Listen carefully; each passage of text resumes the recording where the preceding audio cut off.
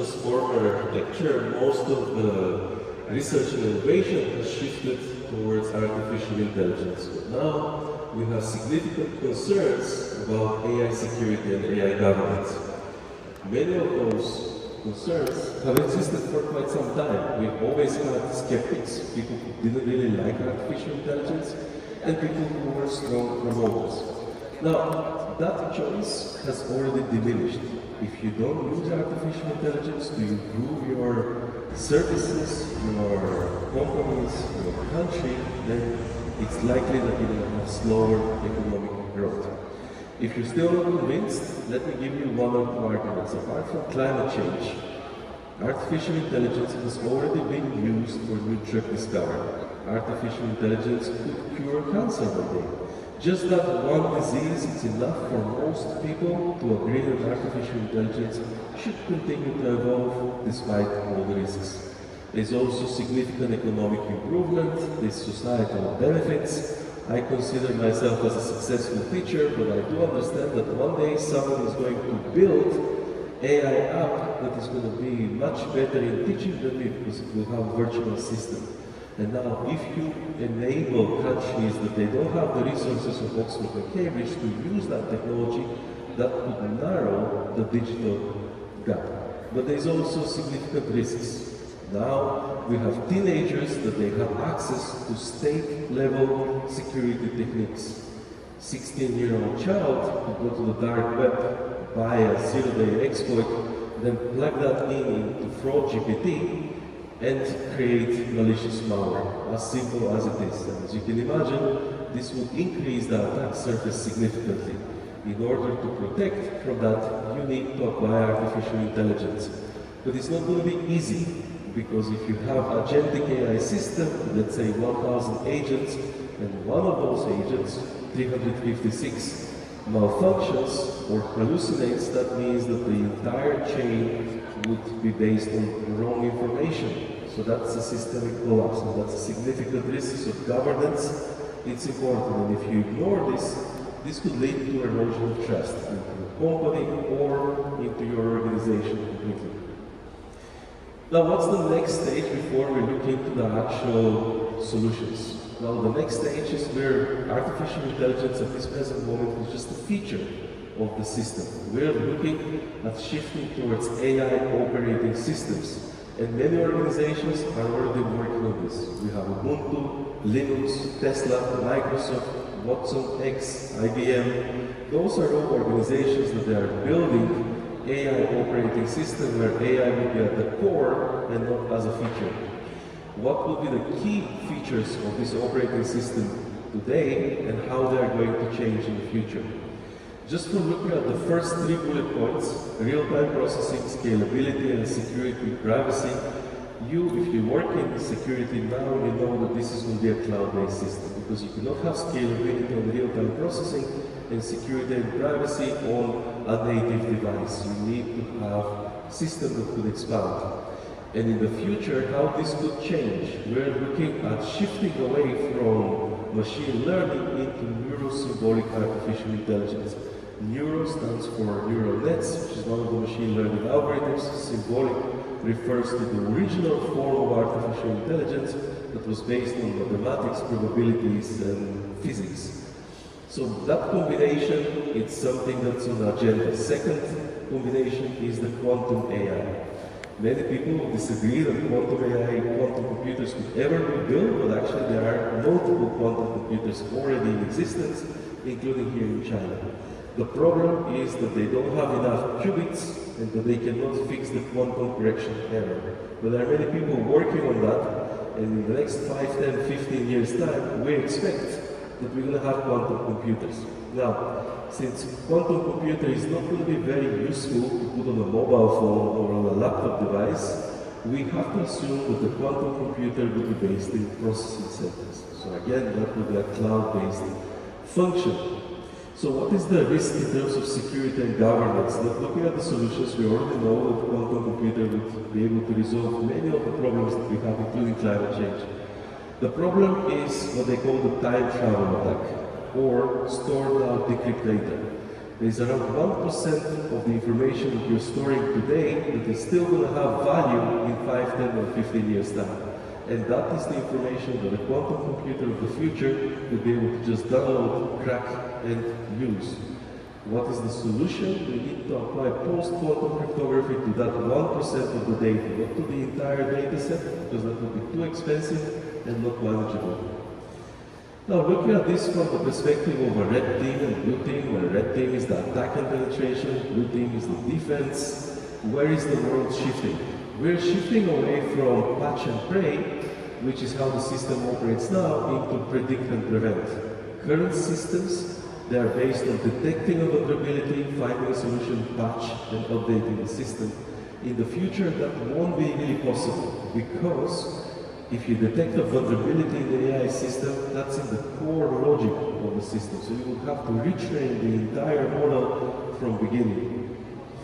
And there are various different types of attacks. On this slide, I have 11 types of attacks. First 10 are the ones that everybody talks about. It's the type of attacks like data poisoning and prompt injection.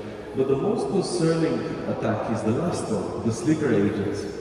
Because what a sleeper agent means is that when you're building your systems today, somebody could infiltrate an agent. And there's multiple ways how you can do that, relatively easy.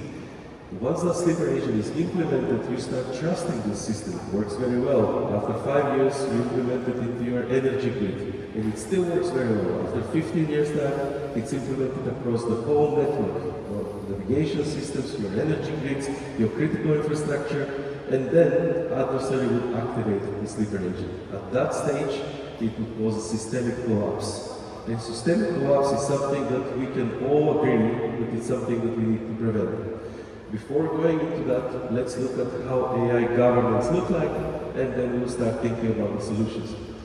First, what is a guardrail? AI is protected by guardrails. Guardrails is just the side of the road. You never see a guardrail in the middle of the road because that would prevent the cars from driving. The intention of a guardrail is to prevent the car from driving off the cliff and killing the passenger. So if you look at it from that perspective, how would the guardrails look like? You need to think what kind of guardrails do you have in your healthcare and banking systems already, and those are basically auditability, transparency, bias mitigation, human in the loop, although I don't think that human in the loop would be efficient in every possible way, because there's many scenarios where humans simply cannot detect the vulnerabilities in AI. But accountability is also a problem. So what is the solution to AI governance when you have different countries that they have different paths? One of the solutions that I have proposed in the past is that you take 5 or 10 different countries, you analyze their strategies, and create bubbles.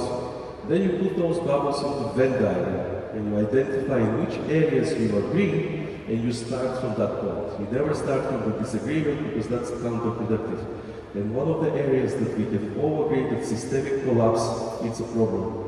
A second area that we can all agree is that we need a shared responsibility, and one of the solutions that I have built recently, it's called AI Bill of Material.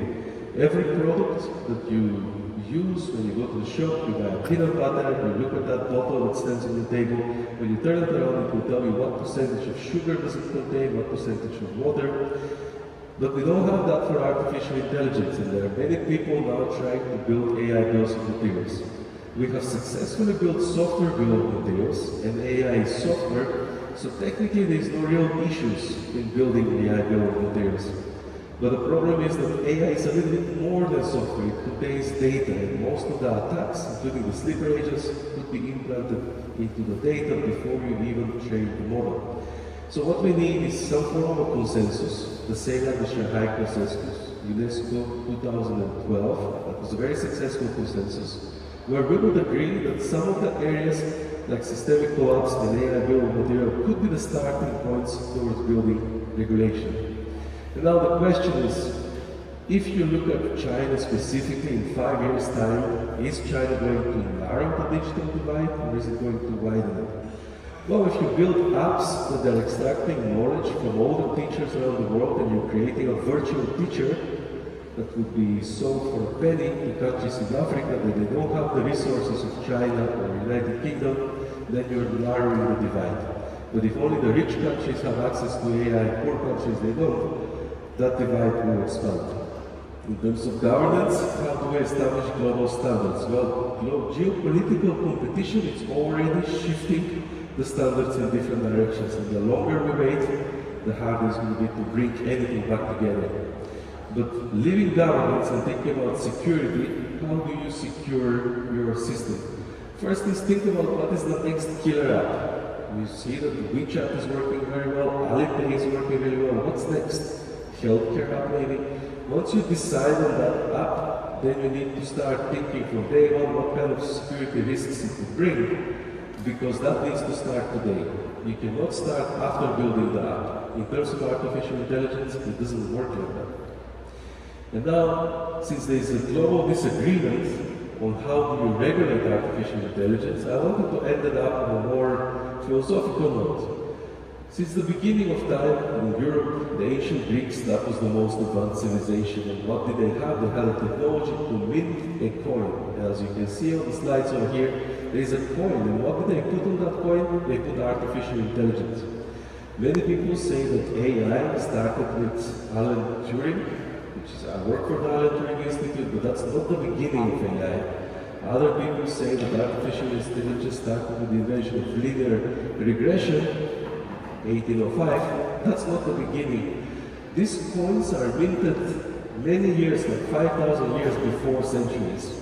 And humans, before they knew how to build a computer, they already knew that they want to build artificial intelligence for defense. So the second image is an artistic representation of what this AI was meant to do. It was meant to protect the island of Crete from the other islands. But the third image in the middle is the most relevant to governance and security.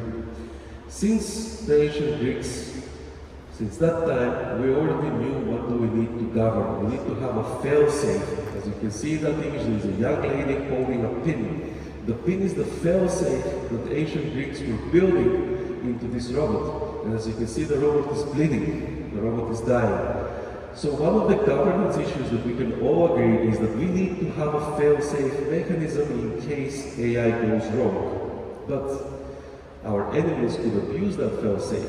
And that is very clear. They could deceive us in terms of, in this image is a young lady who deceived us and not with the pin. How do we know that these stories are true? The fourth image, the vase, is archaeological thing that was digged out of Crete. So it's a real thing. But also the other vases. So you have the clay vase, that's the golem, artificial intelligence from the Jewish folklore. Below that, on the papyrus, you have the robotic hands. That is the artificial intelligence from Arabic culture. They didn't have paper, but once they invented papyrus, they started thinking about artificial intelligence. That's not everything. This will be one of the final notes that I wanted to make. The yellow image of a lion, that's from Leonardo da Vinci, he had a desire to overcome biological limitations. There are companies today that they are already planting chips into pigs and connecting them to the computer because we want to overcome our biological limitations. And the three doors, which are also shown in the image, those are artificial intelligence of the past, but they resemble very much what AI agents do today. They do different tasks, but they operate together. Now the three images in the middle with the statue, that is the story of Pygmalion and Galatea. Pygmalion was a sculptor in ancient Rhodes, and he created a statue that was so perfect that he fell in love with it. The statue was, in his opinion, better than any woman in Greece. And that might appear to you as an abstract concept, but the last image that you can see in these slides is a charming young lady who is generated by artificial intelligence and has already signed up multiple contracts into studios to be sold as an actress. It does not exist, it's an AI-generated image. Now, do you think that could deceive you into sending money? What if it's your daughter or a family member who is pretending to be stuck on a train station and needs money in order to pay for his ticket? Would you send money? Would you trust that image? Now that is the end of my presentation. I hope I have given you many things to think about. There's a book that I have recently published, The Rise of AI Agents. It's been translated into Chinese and it will be published by CITIC Press in the first quarter of 2026. You'll find a lot more details in that book. Where's the clap?